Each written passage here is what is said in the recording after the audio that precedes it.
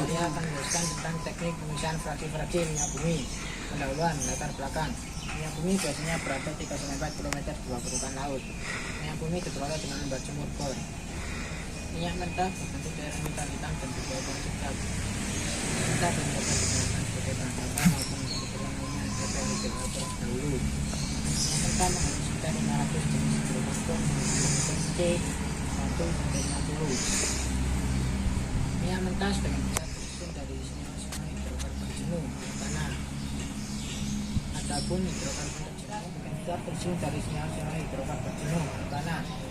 Adapun hidrokarbon jenuh alkana, dan alkagena sangat sedikit dikandung oleh minyak bumi, sebab tidak mengalami adisi menjadi alkana. Minyak bumi mengandung senyawa belerang 0,1 sampai 7%, nitrogen 0,01 sampai 0,2%, oksigen 0,6 sampai 0,4%, dan senyawa logam dalam jumlah yang sangat kecil. Pembahasan fraksi-fraksi pemisahan minyak bumi. Minyak mentah berbentuk cairan metal hitam dan berbau sedap serta dapat digunakan sebagai bahan bakar maupun untuk keperluan lainnya, tetapi harus diolah terlebih dahulu. Pengolahan minyak bumi dimulai dengan memanaskan minyak mentah pada suhu sekitar 4000 derajat Celcius, kemudian dialirkan ke dalam menara fraksionasi di mana akan terjadi pemisahan berdasarkan perbedaan titik didih.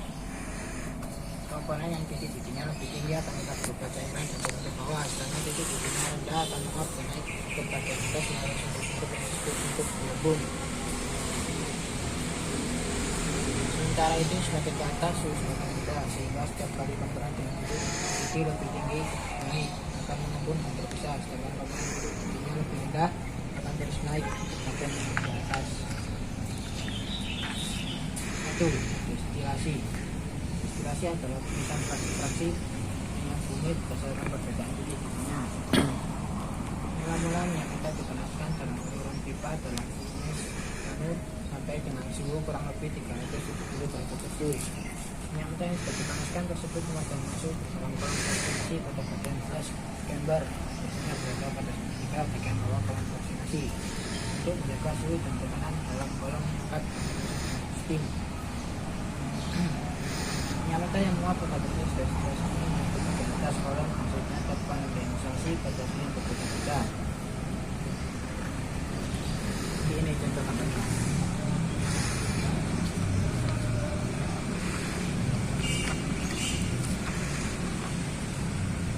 Fraksi minyak mentah yang tidak menguap dan residu minyak bumi mengandung paraffin di depan.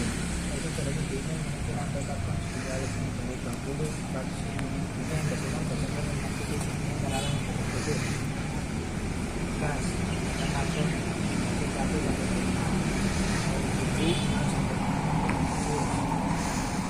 bensin, rantai karbon C6 sampai C11, mulai kecil 60 sampai 80 derajat Celcius. Kerosin, minyak tanah, rantai karbon C12 sampai C30, mulai kecil 85 sampai 100 derajat Celcius. Solar, rantai karbon C21 sampai C30, mulai kecil 85 rantai karbon C21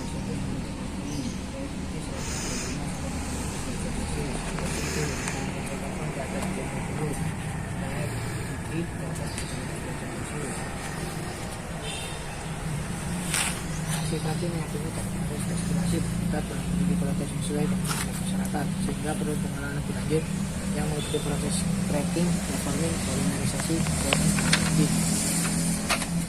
Cracking adalah pengawaian molekul-molekul senyawa hidrokarbon yang besar menjadi molekul-molekul senyawa hidrokarbon yang kecil. Contoh gambarnya. Proses ini terutama ditujukan untuk memperbaiki kualitas dan perolehan fraksi gasolin atau bensin. Kualitas gasolin sangat ditentukan oleh tingkat oktanol yang dinyatakan dalam bilangan oktan. Bilangan oktan 100 diberikan pada isooktan 2,2,4 sampai termometer ban tanah yang mempunyai sifat anti kenoting yang istimewa, dan bilangan oktan 0 diberikan pada N-oktana yang mempunyai sifat anti kenoting buruk. Bilangan oktan dipengaruhi oleh beberapa struktur molekul hidrokarbon. Terdapat 3 cara proses cracking, yaitu 1. Cara panas thermal cracking dengan penggunaan suhu tinggi dan tekanan yang rendah. Kedua, cara catalytic cracking, yaitu dengan penggunaan katalis. Katalis yang digunakan biasanya SiO2 atau A2AL2O3 oksid. Teknik dari perengkahan katalitik melalui mekanisme perengkahan yang karbonium. Kadang-kadang katalis karena bersifat asam menambahkan protein ke molekul olefin atau menarik ion hidrida dari arkana sehingga menyebabkan terbentuknya ion karbonium. 3. Hydrocracking merupakan kombinasi antara perengkahan dan hidrogenasi untuk menghasilkan senyawa yang jenuh. Reforming adalah perubahan dari molekul bensin yang bermutu kurang baik atau rantai karbon lurus menjadi bensin yang bermutu lebih baik atau rantai karbon bercabang. Kedua jenis bensin ini memiliki rumus molekul yang sama, bentuk strukturnya yang berbeda. Oleh karena itu proses ini juga disebut isomerisasi. Reforming berasal menggunakan katalis dan pemanasan. Contohnya reforming juga dapat merupakan pengubahan struktur molekul dari hidrokarbon parafin menjadi senyawa aromatik dan bilangan oktan tinggi. Pada proses ini menggunakan katalis molibdenum oksida dalam A2O3 atau platina dalam lempung. Alkasi dan polimerisasi. Alkilasi merupakan penambahan jumlah atom dalam molekul menjadi molekul yang lebih panjang dan bercabang. Dalam proses ini menggunakan katalisator seperti H2SO4 menjadi HCO3 serta sempat lulus. Polimerisasi adalah proses penggabungan molekul kecil menjadi molekul besar. Contoh polimerisasi yaitu penggabungan senyawa isobutana dengan senyawa isobutana menghasilkan bensin berseri yaitu isobutana. Rating adalah pemurnian minyak bumi dengan cara menggunakan pengatar-pengatarnya. Cara-cara proses rating adalah sebagai berikut: copper sweetening dan texture treating, yaitu proses penghilangan pengatar yang dapat melakukan melalui testap. Acid treatment, yaitu proses penghilangan unsur dan perbaikan warna. Relaxing, yaitu proses penghilangan wax atau parafin dengan berat molekul tinggi dari fraksi minyak pelumas untuk menghasilkan minyak pelumas dengan pour point yang rendah.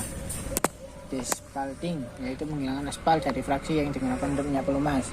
Desulfurisasi, yaitu proses penghilangan unsur belakang. Desulfurisasi merupakan proses yang digunakan untuk menyingkirkan senyawa sulfur dari minyak bumi. Pada sana terdapat dua cara desulfurisasi, yaitu dengan 1. Ekstraksi menggunakan larut.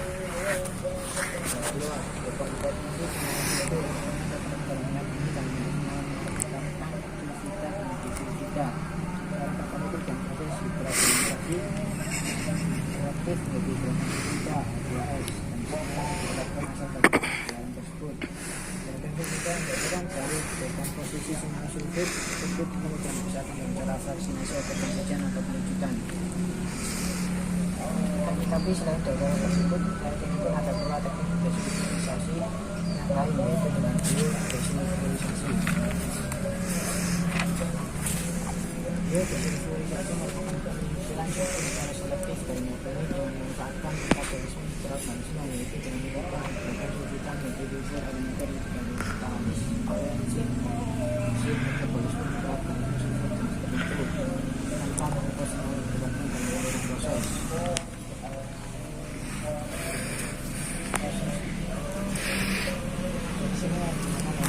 Dan untuk menyingkirkan kandungan sulfur dalam penggunaan atau talian gas yang kalau sedikit jika diberikan menggunakan penyesuaian dan terlalu banyak untuk segar jika menggunakan scavenger.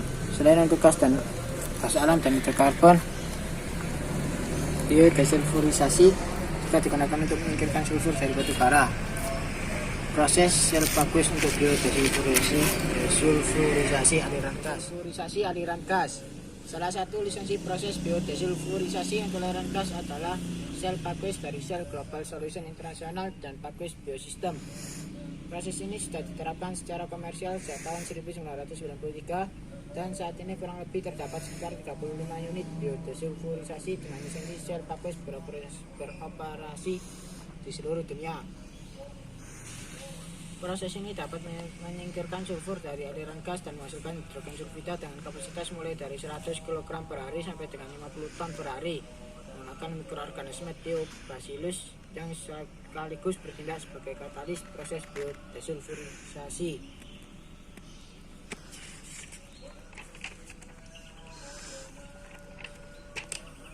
Karena sifatnya yang hidrofilik sehingga mudah diabsorpsi oleh tanah, maka sulfur yang dihasilkan dari proses ini dapat juga dimanfaatkan sebagai bahan baku pupuk. Tahapan reaksi biodesulfurisasi dapat digambarkan sebagai berikut. Ya.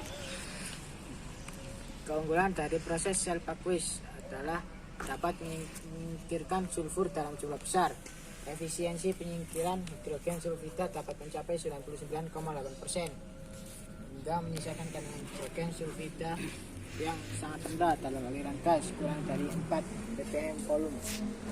Pemurnian gas dan pengambilan kembali recovery sulfur terintegrasi dalam satu proses gas buang, flash gas atau vent gas. Dari proses ini tidak mengandung gas berbahaya, sehingga sebelum dilepas ke lingkungan tidak perlu dibakar, di flare. Bahaya dari penanganan solvent yang biasa digunakan untuk melarutkan hidrogen sulfida dalam proses ekstraksi. Sifat sulfur biologis yang hidrofilik menghilangkan risiko penyumbatan, plugging atau blocking pada pipa. Biokatalis yang digunakan bersifat self-sustaining dan mampu beradaptasi pada berbagai kondisi proses. Konfigurasi proses yang sederhana, handal, dan aman, sehingga mudah untuk dioperasikan. Proses Shell Aqueous ini dapat diterapkan pada gas alam, gas buang generator angin, fuel gas, sintesis gas, serta aliran oksigen yang mengandung gas limbah yang tidak dapat diproses dengan pelarut. Blending adalah penambahan bahan aditif dalam fraksi minyak bumi dalam rangka untuk meningkatkan kualitas produk tersebut. Vaksin yang memiliki berbagai persyaratan kualitas merupakan contoh hasil minyak bumi yang paling banyak digunakan di berbagai negara dan berbagai variasi cuaca. Untuk memenuhi kualitas bensin baik, terdapat sekitar 22 bahan pencampur yang dapat ditambahkan pada proses pengolahannya. Di antara bahan pencampur yang terkenal adalah tetraethyllead tel bensin menaikkan bilangan oktan bensin.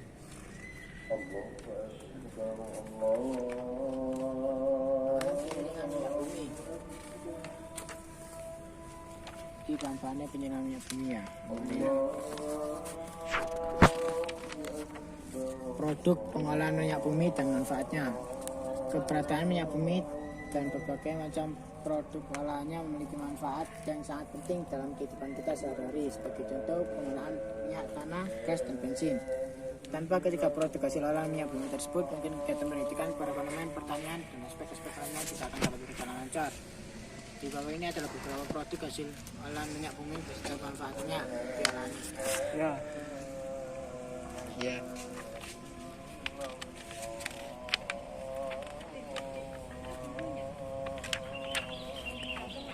Bahan bakar gas. Bahan bakar gas terdiri dari LNG, liquefied natural gas, dan LPG, liquefied petroleum gas. Bahan bakar gas biasa digunakan untuk keperluan gas. Bahan bakar gas terdiri dari LNG, liquefied natural gas, dan LPG, liquefied petroleum gas. Bahan bakar gas biasa digunakan untuk keperluan rumah tangga dan industri. LPG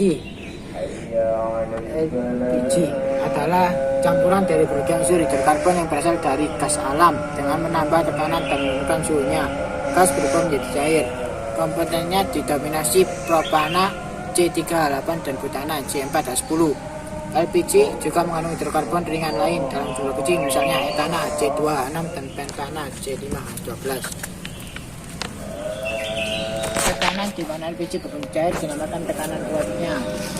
Juga bervariasi tentang komposisi dan temperatur. Sebagai contoh, dibutuhkan tekanan sekitar 230 kPa 2,2 bar bagi butana murni pada 20 derajat Celcius atau 60 derajat Fahrenheit agar cair, dan sekitar 22,2 pMPa atau 22 bar bagi propana murni pada 55 derajat Celcius atau 131 derajat Fahrenheit. Menurut spesifikasinya, LPG dibagi menjadi 3 jenis, yaitu LPG campuran, LPG propana, dan LPG butana. Spesifikasi masing-masing LPG tergantung dalam keputusan Direktur Jenderal Minyak dan Gas Bumi nomor 35 K36 BJM 750. Sifat LPG: cairan dan gasnya sangat mudah terbakar, gas tidak beracun, tidak beranak, dan biasanya berbau menyengat. Gas dikirimkan sebagai cairan bertekanan di dalam tangki atau silinder. Cairan dapat menguap jika dilepas dan menyebar sangat cepat. Gas ini lebih berat dibanding udara sehingga akan banyak menempati daerah yang rendah. Penggunaan LPG di Indonesia terutama adalah sebagai bahan bakar alat dapur, terutama kompor gas. Selain sebagai bahan bakar alat dapur, LPG juga cukup banyak digunakan sebagai bahan bakar kendaraan motor, walaupun mesin kendaraan harus dimodifikasi terlebih dahulu.